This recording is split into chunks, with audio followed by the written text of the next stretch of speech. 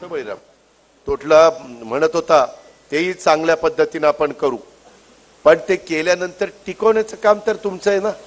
कमी येऊन बघू तुटली कर खुर्ची, मी करून देईल ना, पण तुमचं तुम्ही स्वच्छ ठेवलं पाहिजे. नाही तर इथून 5 दिवशी कुठंतरी थुंकायचं, काहीतरी गुटखा खायचा, काहीतरी खायचं, आणि ते तसं नाही ना चालणार. तुम्हालाही चांगल्या सवयी लावून घेतल्या पाहिजे. कुठं बाहेर गेलं की काहीतरी फेक.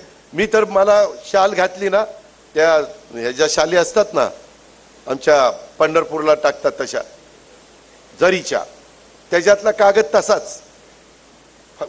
हार आणला ना ते पिशवी असते तिथेच मी पहिली ती पिशवी उचलतो.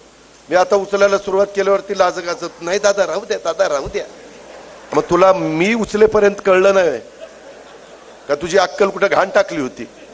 नका ना आणू, शाली आणू नका, टोप्या घालू नका, मला त्याच्यामध्ये हार घालू नका. येऊन नुसता नमस्कार करा, तो मला प्रेमाचा वाटेल. पण भला मोठा हार, जेवढा मोठा हार तेवढी भीती वाटते. याला काहीतरी याने कुठंतरी मारली, काय मारली ती बघा तुम्ही. आणि त्याच्यामुळं ते हाराचा बोजा आहे आता आपल्या मानगुटावर.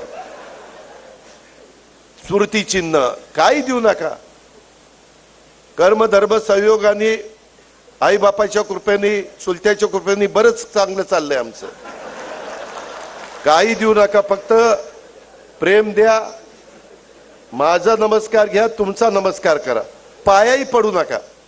मी जाहीरपणे सांगतो, आजचे पुढारी पाया पडण्याच्या लायकीचे नाही. ज्याच्या पाया पडतात त्याची हिस्ट्री आठवा. अरे म्हणाल मी कुणाच्या पाया पडलो, कुणाच्या पाया पडलो. आई बापाच्या पाया पडा ना, गुरूंच्या पाया पडा. तुम्हाला जो गुरु म्हणून शिकवतो त्याच्या पाया पडा ना.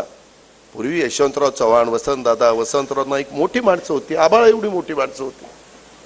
त्यांच्या पुढे नतमस्तक होऊ ना.